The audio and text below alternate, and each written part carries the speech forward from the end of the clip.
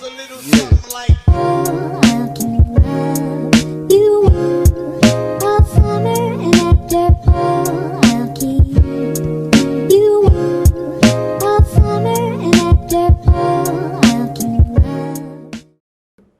Good morning, Mr. Olaide. Good morning, Ade. It's a pleasure to meet you here today on this great Saturday. Thank you for having me. Thank you. Yeah. So, first thing I want to ask you is, who is Olaide? Olaide Odeyemi. Oh, Jesus. Olaide comes in many forms. No.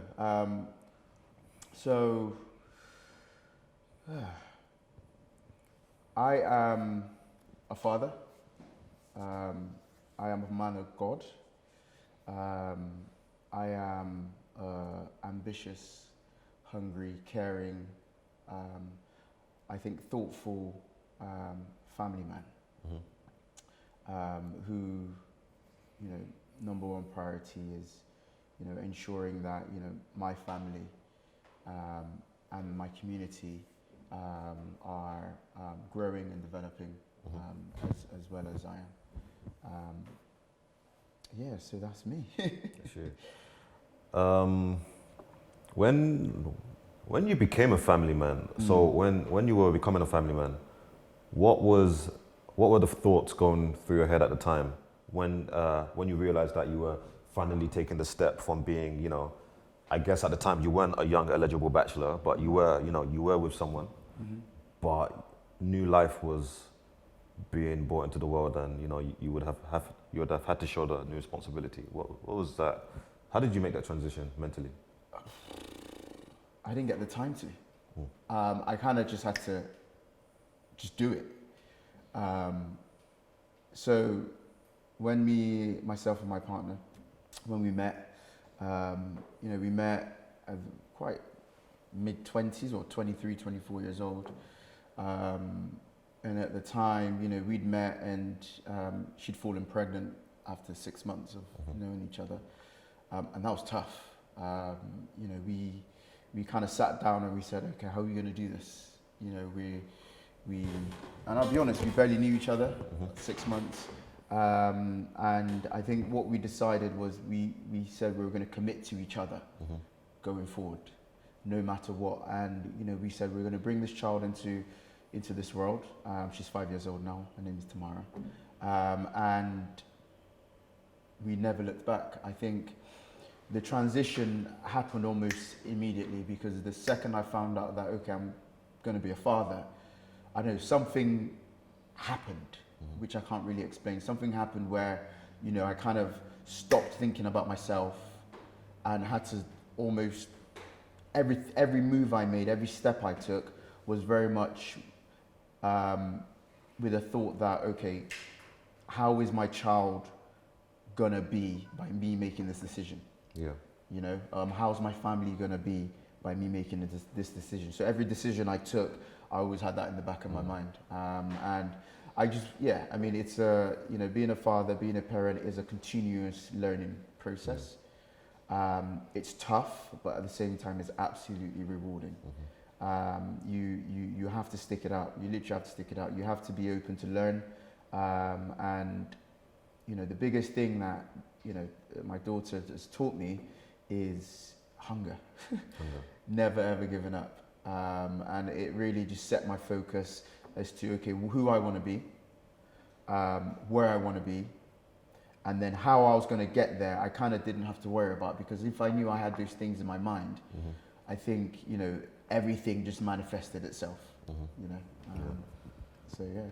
I've always sort of had the probably very unrealistic idea that by the time I have my first child, I would be completely ready.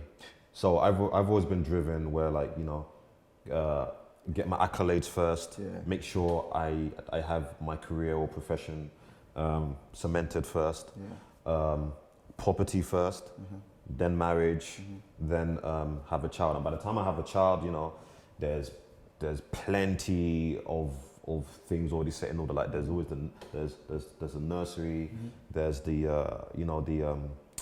the child's school fund, whatever that I've been building up or something like that. But it never does work out that way, does it? It always comes upon you unexpectedly, doesn't it? Yeah, absolutely. I mean, the stereotype, as you just said, is go to school, go to college, go to university. When you finish university, get married, buy a house. After you buy a house, have children, and you go through that cycle. Yeah. My life just isn't anywhere, and it just doesn't look like that whatsoever. You know, as I said, we didn't do it the traditional way. We did it our way. You know, we did it our way, and I think we made it work for ourselves. You know, we struggled through certain periods where you know, we weren't earning that much money at the time, and you know, we had to think about, okay, the craziest thing is, you know, we're these two 23, 24-year-olds. I just had a baby. You know, we're living somewhere where we were renting.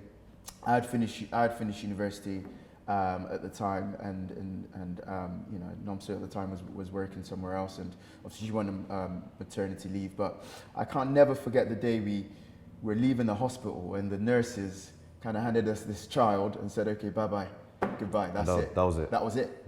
And I remember getting in the car, loading the baby in the car, and driving home, and I just thought, wow, this little human being, I have to care for this little human being for the rest of my life. And I don't know, that did something to me that just, I think, changed the way I saw life, changed the way I saw myself as a person, because I stopped seeing myself as Laide, you know, the 23-year-old. I had to start seeing myself as Laide, the father, the family man. And what does that look like? What does that mean? So I've, you know, over the last 6 or 7 years, I've gone through different, that's why I said, you know, I've gone through different stages in my life, different manifestations of myself, because I've had, you know, I've had to really grow. I've had to really just, you know, kind of take myself out of what I knew, take myself out of my comfort zone, and, you know, just thrive in where the situation that we were in. You know? On the subject of university, like what's your educational background? What did you study and what did you do with it? So I come from a Nigerian African background, where, you know, studying, going to school, having a good job was always driven into us. You know, those are the main things we need to focus on growing up. And that's exactly what I did. I, you know, went to school, was an average student. I would say I wasn't the smartest in class, very much an average student. And, you know, going to college, my mum always wanted me to, you know, study engineering or study medicine or study law. You know, those are the main things that she wanted me to do. And I said, Mum, look, I just have no interest in those things. That my mum was basically the same. She wanted me to study medicine. Yeah. But, you know, I took my own path. It's like, be a doctor. All your friends are doctors. Look at. No, it's not my path. It's not what I'm interested in. And I knew from a very young age, I am only going to do what I know I want to do, and I know I'm going to be successful at. I didn't know what that was, but that was the feeling that I had, and that was a burning desire I always had in me. I always think, you know, you have to be your authentic self. You just have to be. Otherwise, anything you do, you would never put your 100% into it. So, you know, going to college, I studied business management and finance, and I thrived. I did really, really well. I did a BTEC, not A-levels, and my mum frowned on that. My parents frowned on that. Like, you have to do A-levels. And I said, Mum, you know, it's you know, I did a BTEC national diploma, and I got all distinctions. Which is equivalent to, you know, basically 3 A's or whatever it was back then. I'm talking 2006, 2007. And, you know, applying to university, I was able to get in my #1 university, which was University of Cardiff. And at the time, they are the 4th best business research faculty in the UK. Yeah. And for me, going to a red brick uni, you know, go in there from being an average student, this, you know, going against what my parents wanted me to do, and then going into a university I wanted to go to, I just thought, well, actually, by me making my own decisions and not letting anyone else try to put me in a box or tell me what I should be doing, I can see that I get a lot further You know, I put my all into it. So it enabled you to flourish in that. Exactly. Yeah, because especially if you don't mind me interjecting, especially you said you did a BTEC. Now back you know when we were out back then, BTEC was unfairly classified as the lower version of the inferior version of an A-level, whatever. But a lot of BTECs were vocational. A lot of BTECs were, they were applied skills. You just said that you did a BTEC in business finance. Business finance. You got all distinctions, and that was a straight pathway into your number one uni. You went to uni already with some good knowledge of the application of your theory or these financial concepts. And I feel that a lot of young people these days need to put application first before just standard theory. Theory is important; it forms the foundation. But application of that theory is very important. That's where I knew my weakness was. Sitting down and writing exams. I for some reason I can study. When it comes to exam day, I kind of freeze, and I'm like, okay, what have I learned over the last 6 months? And I can't really put that on I can't really articulate that in an exam form. But, if I'm writing assignments, or if I'm doing research, or if I'm actually taking some practical understandings and applying it in that kind of form, I'm able to articulate myself in a much better way. And, going to university, that helped as well with all my assignments, and obviously I had to kind of push myself a little bit more when it came to exam time. So I went to university, studied business management, finished, not as well as my parents wanted me to, but I felt like I finished university in, learning a lot of life skills, learning how to interact and meet people and talk to people and develop relationships. Some of my best friends today are from university, and I'm able to take those life skills and take it into my career and apply that in my career. And I mean, uni was an absolutely great time. I've spent a lot of time partying. I'm not gonna lie. A lot of it was partying. A lot of it was sitting late nights, burning the midnight oil candle, just studying and things like that. Handing in assignments last minute, all of those things. Don't do that. Don't do that. Never. But it's. I've always been told. I had this back in secondary school. My form tutor, his name was Mr. Pament, and he took a liking to me. Like back in I think secondary school was. Apart from the later years, like year 10 and year 11, like they weren't really good years, mainly because I was fighting all the time.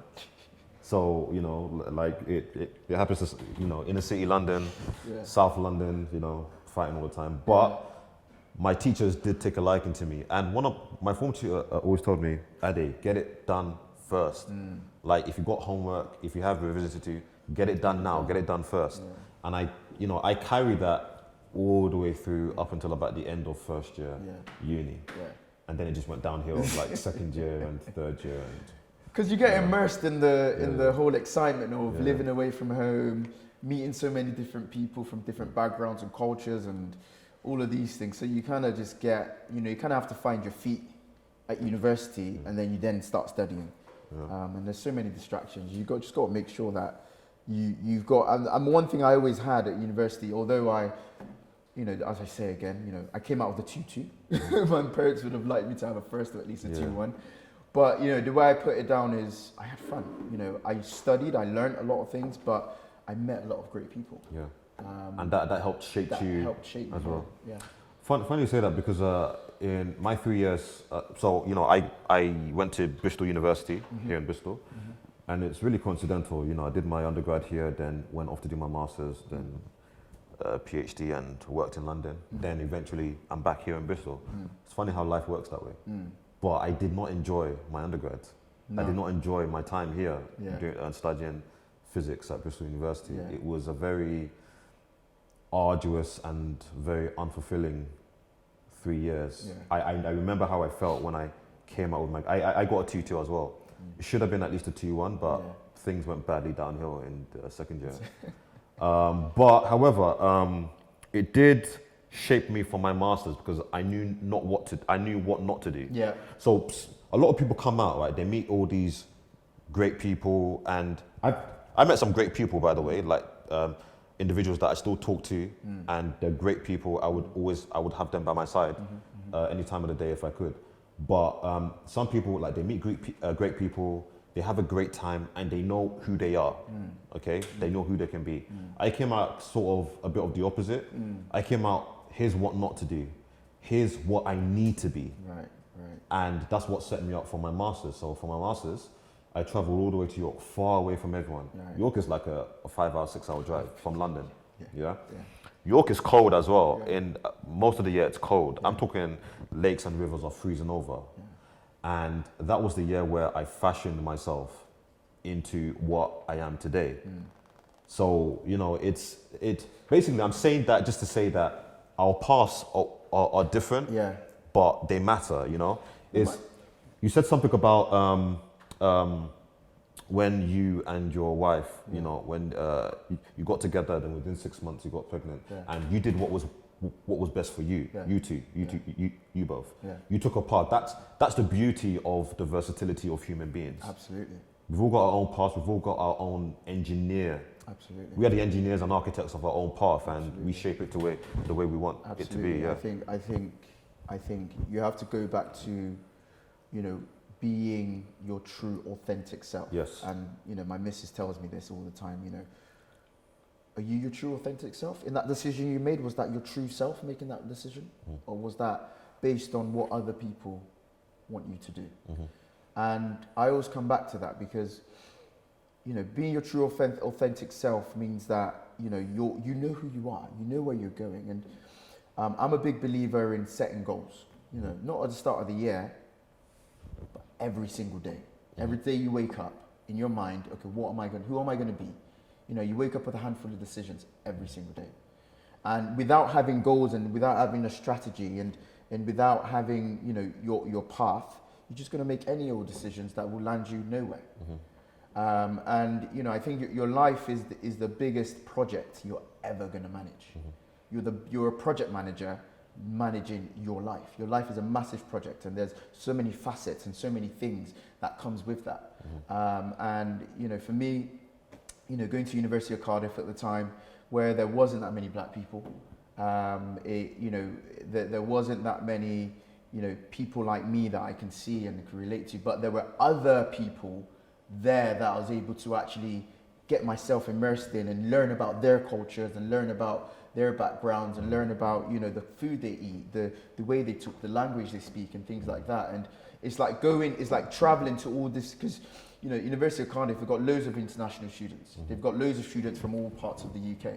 And it's like traveling to so many different countries in that one place. And that's the way I saw it. Like a little village. It's like it's like a little, you know, it's a massive community. And I thought to myself, well, I'm not just going to come to uni and just keep to myself or keep to the circle of people that look like me and you. No, I'm not going to do that, because I can do that in Bristol. I can do that anywhere else. So I'm actually going to take myself out of my comfort zone and go and meet other people and learn about other people, so I can grow my knowledge and grow my experience. You know, and that's just the way I saw it, really. So how did you? What was the thought process, and what was the intention behind transitioning into a budding property investor? Like, what's the reason why you invested in the first place? Why did you do it? Why did you start investing? So, property investing. It goes back to, you know, looking at, so my biggest motivator and my biggest inspiration is my mum, right? I would have said the same thing. And for many, many reasons. I mean, that woman is done so much for me and my family. I can't even just thank her enough, you know. And it all started from, you know, when I was 2 years old.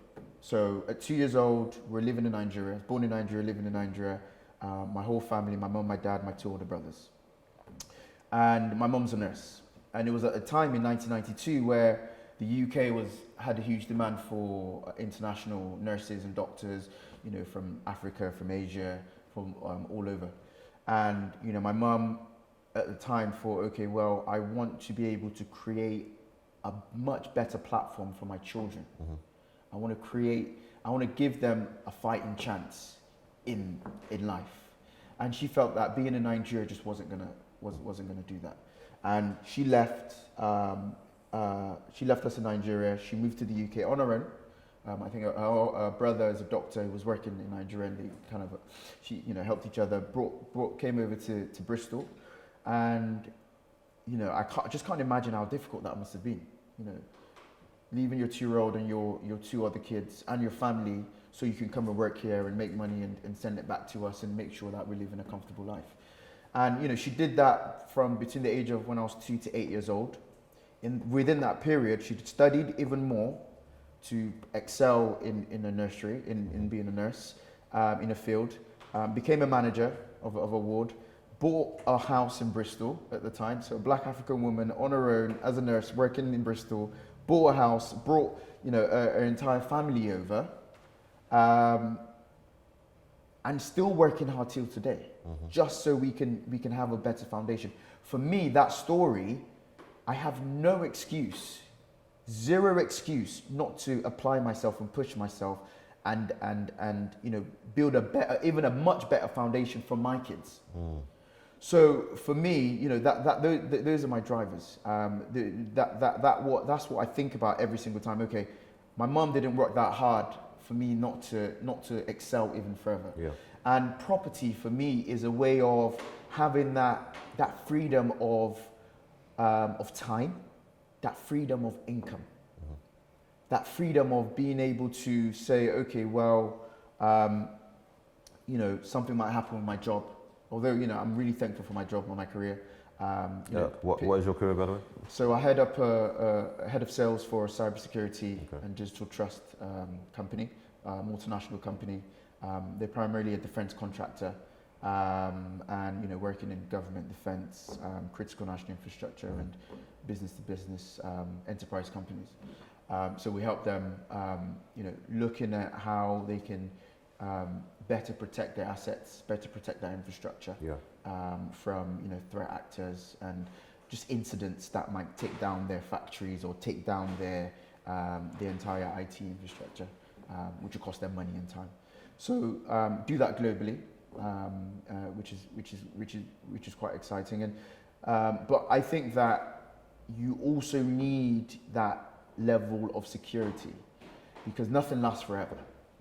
And I always think is that parallel between your job, the absolutely, security? Absolutely. Okay. I think nothing lasts forever. In the back of my mind, I'm a bit of a cynic because I think if something happens to me, what happens to my family? So I want to be able to build a vehicle where even if something happens to me, they're still going to be okay. Yeah. And I think properties, you can do that. And my strategy with property is buy-to-lets. So buying residential houses that need work, renovate them, and keep them remortgaged to pull out the capital, and then get some tenants in there to live in. Yeah. Never sell. Do you number crunch? So you buy a property for a certain value, and do you set the rent based upon what the yield would be per year? So are you very by the numbers sort of person? Like, I want a 5% yield on this property, so I'm going to set this rent to be this certain percentage. Absolutely. Setting the rent, you can set the rent to the cows come home. It's all about the demand in the market. It's all about what the other properties or the houses similar to yours are going for. Yeah. You also need to look at, okay, is it a student area? Is it a professional area? What are the amenities that's in the area? Is there a university nearby? Is there a hospital nearby? That will determine the kind of rental yield that you're going to be able to command. I think for me, I look at, okay, what's the return on investment that I want to make? So I don't look at the rental yield. I look at, okay, if I put this amount of money down as a deposit and also if it needs work doing and I put this amount down to get the work done, how much money am I going to make back in a year, in 2 years, in 3 years? So I look at nothing less than between 8 and 10% for a usual buy-to-let type strategy, and for me, if those numbers are not hitting that, then it's not for me. It's not. Is that yearly income from that property? Yeah. Okay. Yeah. Okay. Yeah. And never sell. as Never well? sell. I wouldn't sell because it's an asset. Yeah. Unless it starts to become a liability, where you're having to cough up money to maintain that property because you can't rent it out or you can't do anything with it. Even then, you should always look at alternative ways. You can do Airbnb, you can do service accommodation, you can do so many different things. So I would never recommend selling a property. Okay, right. And for those of our viewers who are interested in property and interested in going in, can you give us a rundown of the kind of steps you take to finally owning your first property? Mindset. Yeah. Okay. Mindset, man. I think the first step is your mindset. Why are you doing it? Yeah. What's your drive? Why? What's when it becomes hard, what's going to keep you going? And I think once you can establish and identify that and know what that is, your mindset, I think is so key because that's what's going to keep you going and keep pushing. For me, it's my family. It's making sure that they go to private school, which is something I never had. Making sure that if they choose to go to university, when they become a certain age, they're not going to struggle. Finding a deposit to buy a house. I want to be able to give them something that they can take and really use in their own lives, whether that be property or other things. So your mindset is key. I think education. So going out and when you finish uni or when you finish school or college or how far you go in the higher education system, once you finish that, you should never stop learning. And that's when you actually should start properly learning. Yeah. You should go out and find the information. You get your phone out, go on Google. The information is at your palm, in your palm. And I went out and went to all sorts of seminars. I went out and met so many other property investors just to ask them, how did you do it? I want to learn from you. How did you do it? You tell me how you did it. Yeah. And then action. Take action. Take absolute intense action, because you can learn as much as you can, but without action, it's a waste of time. Yeah. And some of the things I did, went to webinars, attended webinars, attended seminars, met people face to face, met other property investors, asked for advice, go and do viewings, start viewing properties, make offers, and from there you just learn the process. Yeah. You just learn the process, and it will just come, and and then before you know it will just snowball, because you start meeting more people. Oh, I've got this property. What do you think? Oh, I've got this landlord that wants to sell. What do you think? So the more connected you are to other property investors, the more likely you are to be successful. In my, you should never try and do it alone. I think that's pretty much been my experience this year. Like, people like to say that COVID's been the worst year of their lives, or I think a lot of that is embellished. I know a lot of people lost their jobs or got ill, and I know a couple of people who have died personally. May they rest in peace. But this year for me personally has been a very educational one. Like you said, never stop learning. My greatest years of learning was when I did my PhD, not just because of the academic part of it, but because of what I did outside, going to different countries to meet new people and do seminars or conventions. And also I began tutoring while I was doing my PhD as well. But this year has been an interesting journey into learning about investing money. Yeah. Right? So before, I was a passive investor, had my Hargreaves Lansdowne lifetime ISA and stocks and shares ISA, and just put money in there every month and just passively invested. This year I started actively investing, so actually investing in assets on the stock market, right? Yeah. Then obviously, we have our group, and 6 a.m. prayers, weekend meetups, catch-ups, our catch-ups, and learning more, being more and more interested about property. You said that your mum inspired you. My mum also inspired me as well, because my mum has her own property portfolio. She's got property in Nigeria, and she's got land in Nigeria, and she's got property in London as well. And it's interesting that you say that, your mum didn't work this hard for you not to excel or, push it, leverage it even further. Press the advantage, basically. She's giving you advantage, you press the advantage, you keep going. Absolutely. So whatever my mum does, I have to either match or do better. So my mum's got 2 masters. Okay, what can I do better? I Boss. got a master. I got a master. Then I got a PhD. Yeah. Cool. My mom's got several properties. Yeah. Okay, I at least have to have one property. And through speaking to people like such as yourself, doing a lot of being intentional and being action, saw a couple of houses, put an offer down. It's now going forward. You know, it's very, you know, like what you've just said. It's ubiquitous. Yeah. You know, the mindset, the background, what they call the research, the background research, Education. the education, and then the action. Absolutely. It's so very important to be intentional and to put things into action. You can have all the knowledge you want, but if you don't act upon it, it's never going to go anywhere. You can't. And I think part of that as well is, you know, those are the fundamental things. Those are just the core basic things. I think life is as easy as we decide to make it. I think that we're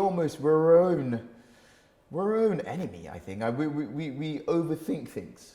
We overthink things because we think that, oh God, before we get here, I need to do this, and then you just end up not doing it because you're just overwhelmed. I think if you just break it down to say, okay, what's my mindset against this thing? Okay, what do I need to know and understand and learn to be immersed in this thing? And then what action am I going to take? And then another one I'm going to add is, are the people around me the right people? Right? And you know, for a long time, I use myself as an example. I've had to take myself away from certain people who are still my friends, but you know, I've had to take myself away from certain groups, certain people, social media, and really take a step back and say, okay, Olaide, who are you? Because the chaos of life happens so fast. Before you know it, you're a certain age. You're 30, you're 40, you're 50, and you're just going through the cycle. And one day I sat down, I said, okay, where am I going with all of this? Why am I doing all of this? Where am I going? And where do I want to be? And, you know, I looked at who my friends were. I looked at what I was doing in terms of my career at the time. This was probably about 4 or 5 years ago. I looked at my education. What do I know? And I looked at, okay, where do I want to go? And, you know, from there I started to develop or try to tweak and change my habits. You know, certain things I was doing, like going on social media first thing in the morning, or scrolling throughout the day, and just mindless interaction with it, where I wasn't really adding value. I wasn't putting anything out that was of value. And I was like, okay, well, I'm going to shut that off and take that away. Okay, some people I was talking to and I was mingling with, oh, they're too negative. I'm going to put them away. I'm going to move away from them. What's my morning routine like? What time do I wake up in the morning? Oh, I'm waking up at 8:30. Well, I know other people have woken up at 6:30, 7 o'clock in the gym. You know, getting their mind right, fortifying their mind. I started listening to motivational teachings and speakers. I started looking at, okay, who are my top 4 or 5 mentors? You know, I look at someone like Elon Musk. I look like someone like Kevin Hart. I look at Will Smith. I look at Kobe Bryant. I look at Tony Robbins. I look at all of these people and I think, okay, what are the things that they're doing that's making them operate at that high level constantly? And I just found out it's their habits. It's the people they surround themselves with. It's the things that they do on a day-to-day basis, right? And I think, you know, reading is so important. If you can't read, audiobooks. You know, I started listening to audiobooks. I started listening to audiobooks about finances. I started listening to audiobooks about how to interact with people, how to be around people. I started listening to audiobooks about property, about cybersecurity, which is the field I'm in, about family. All of those things that people don't teach you about, or those life skills that you don't really know about. I kind of went out there and started to learn those things. You know, I started eating more healthily. I started going to the gym all the time. I started partying less. I started drinking less. And I kind of just had to you almost have to just shock your entire system, you know? And I think you almost have to, you can't put one foot in and say, oh, I'm going to read one day and I'm going to go out party and the next day and I'm just not going to do the things I should be doing. Can't really serve 2 masters. You can't do that. It's either you do it or you don't do it, you know? And, you know, it takes time. I'm not saying one day you're going to wake up and everything's going to change. No. But I think if you're taking the steps on a day-to-day basis and you're tweaking tweaking things, you're changing things. I think, you know, over a 1 year, 2 year period, you look back and you think, those little tweaks I tweaked, those little tweaks I made on a daily basis will make such a massive impact in a year's time. You know, and yeah, I think that's. Yeah. What's your final advice to the youngers out there? So any youngers watching, teenager, young adult, what's your advice to them from your experiences? Be your absolute authentic self. Don't let anyone tell you who you should be. Don't follow the crowd for the sake of following the crowd. Don't let other people's lives. Don't get sad about other people's lives because your life might not be a certain way. I think that there's a lot of people in the world today who have been at a disadvantage at the beginning, but today are rock stars, are doing things that people would think only a supernatural being can do or achieve. Yeah. And those are the people you should look at and be inspired by. You know, I call social media chewing gum. You know, some people on social media are like chewing gum. They're here today, gone tomorrow. You know, you don't. For me, I wouldn't want to be. I would rather work at something, and work at it for a long time. Although it's difficult, but in the long run, it'll be worth it. And I think just you know, being your most authentic self. Don't follow the crowd. Be your own crowd. Go and create your own crowd.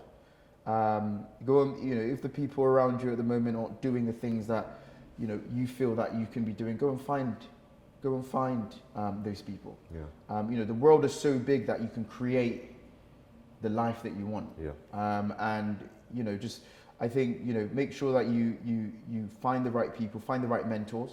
They might not be mentors you can touch or speak to directly, but they could be mentors where, you know, they've written a book or they're doing things or they've got podcasts or they've got, you know, shows that you can listen to and follow. And just work your ass off. Work your ass off, like every single day. Every single day you give 100%. You don't go to bed giving 90% or 50%. Because you don't want to, in 5 or 10 years time, you don't want to look back and think, what if? That's the worst feeling you can ever have, that what if feeling. So why don't you just give 110%? It hurts now, but hey, I know I woke up every day and I showed up. You know, show up every single day. And yeah, that's my advice. I wish someone told me that when I was 17, 18. Yeah. I mean, I was shouted at to be. That's probably why I rarely take breaks now. Yeah. But it is important to give your 100%. Yeah. As much as you can. Yeah, 100%. Yeah. And look after yourself. I think it's important you look after yourself. Your self-care is so important. So for me now, you know, in a month I would make sure, obviously I'm training, eating healthy, but at the same time, you know, I switch off. Yeah. You know, maybe 1 or 2 days in a month, I just switch completely off, where I do nothing and I just sit.